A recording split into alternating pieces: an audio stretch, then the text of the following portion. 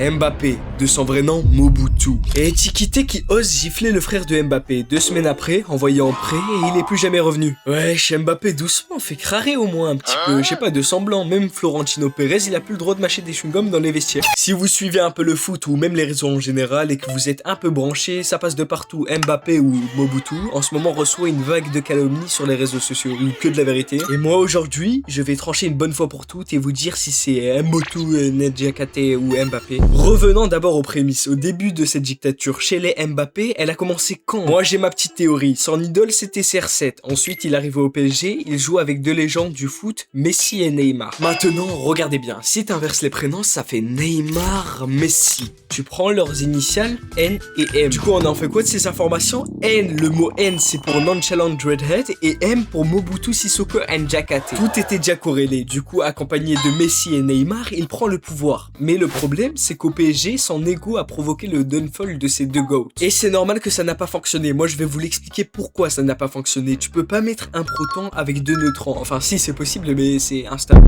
Malgré ça, ils ont quand même fait une saison moyenne, mid. Au début, ça passait et ça allait, mais au fil du temps, le proton qui était Mbappé, il s'est transformé en Zapotron. Non, hormis le troll, je pense que sincèrement, ça a créé une faille dans le système. Mbappé et Neymar se sont délaissés et leur amitié s'est brisée. À partir de là, c'est devenu la merde au club. Messi annonce son départ, 2 mois après, Neymar se taille. Ils ont ressenti l'aura de Mobutu. Au PSG, il a foutu la zizanite. Maintenant, dès qu'il termine sa saison, une fois qu'il reste que lui, tout est souillé, il part. Il part au Real. À peine arrivé là-bas, il installe aussi sa dictature. Ça change pas d'habitude. Modric se taille du club. Il prend le numéro 10. Cash. Déjà là, il pose ses marques. Je vous ai dit, il n'y a pas de sans-plan. Il n'y a pas de sans-plan 95. Il est passé à 1,50 €. Comme de par hasard aussi, Bellingham et Vinicius deviennent gays. Leur style de jeu change complètement à l'arrivée de Mobutu. Il impose sa dictature cash. En plus, depuis son arrivée au Real, là, ils s'en sont 2 saisons blanches d'affilée. Bientôt une 3e, hein, sans trophée, sans rien. C'est chaud, même pas une coupe de secteur qui se glisse, une coupe départementale, rien du tout. 2 saisons blanches d'affilée sec. Ça, c'est un foreshadowing. Au bout de la 3e saison blanche, faut déchirer la licence et rejoindre la maison blanche. Et ouais, c'est ça le problème de payer le transfert d'Mbappé avec de l'argent détourné de la RFEF. Il y a aucune baraka dans ce transfert.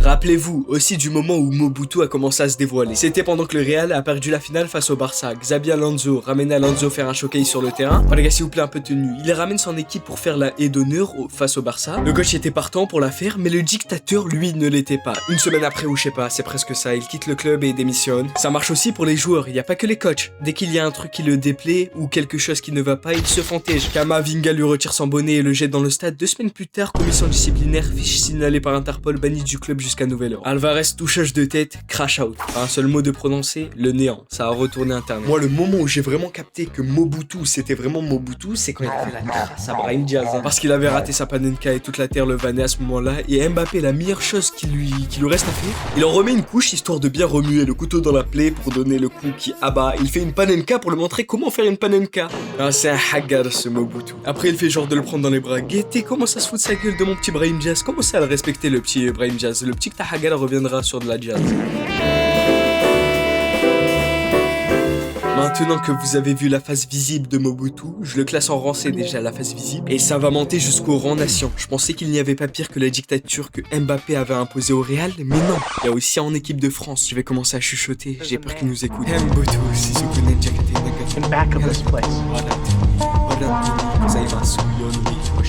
pour commencer, la première phase de dictateur en équipe de France, c'était à la 78 minutes, Mbappé rentre, c'était contre France Agba. Pour clarifier les choses, faut savoir qu'à ce moment-là, N'Golo Kanté s'était tué sur le terrain, il avait produit un match de fou. Mbappé rentre vers la 78e minute, je sais pas, vas-y les gars, je suis pas un chronomètre. C'était à la 80e minute et quelques, il envoie Ryan Cherki, comme si c'était son sbire, aller chercher le brassard de capitaine chez N'Golo Kanté.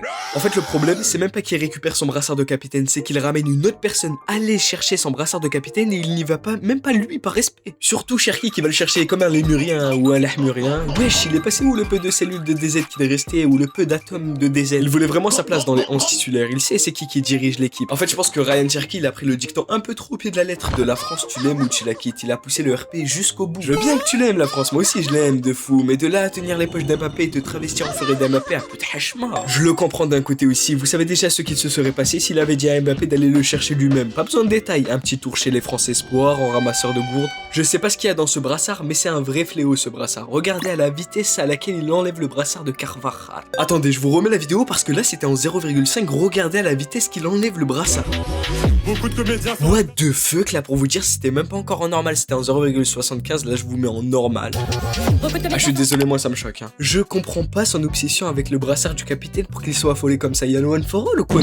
Je vais élucider le mystère, vous inquiétez pas, mais ça vous pouvez d'abord me le dire en commentaire. En plus, normalement, un vrai leader ne réclame pas le brassard de capitaine, c'est le brassard qui vient à lui. Ah, je ne peux que croire que le transfert d'Mbappé, il a été payé avec l'argent de la Zotla, et le brassard du capitaine avec la Pulga. Prenons le cas de Messi, même avec tout ce qu'il a fait, 9 ballons d'or, il ne réclame même pas le brassard, on vient lui donner le brassard. Mobutu, lui, n'a que faire de ces informations et exécute le Subject 21. Bien sûr, c'est de la darka, Mbappé, t'es pas aussi susceptible que ça. Je vais détourner 2 petites minutes sur un truc qui a pas de sens avec la vidéo, mais un peu quand même, restez, c'est rigolo. Mohamed Eni qui insulte Mbappé de noisette et je crois de haraï, mais ça c'est top 10 des vidéos les plus drôles du monde. Bon, j'ai maxé un peu pour l'entertainment. Et vous savez, Mbappé il a fait quoi? Il a déposé plainte parce que dans la description il y avait marqué aussi rond que le crâne d'Mbappé. Wesh, Mais en vrai, est-ce qu'il a tort? Il relate juste les faits, il n'y a pas de diffamation. Je trouve ça petit venant de la part d'Mbappé d'avoir porté plainte juste pour ça. Et surtout quand t'apprends qu'avant ça, Mbappé il était en bif avec Sid parce qu'il lui avait volé, je cite, toutes ses noisettes.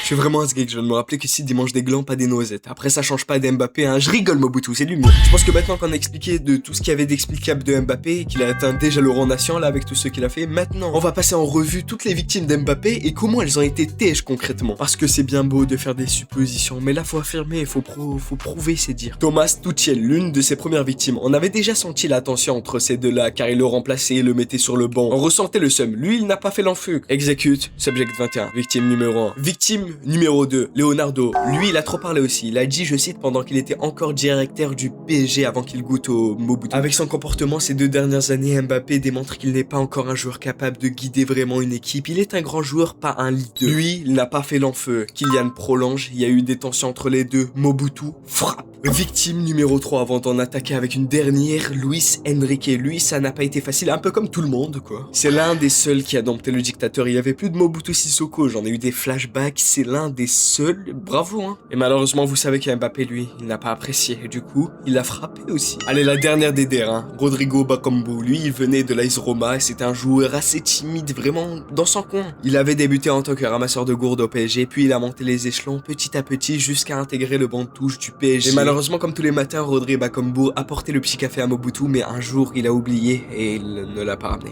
Et je vous laisse vous imaginer ce qui s'est passé.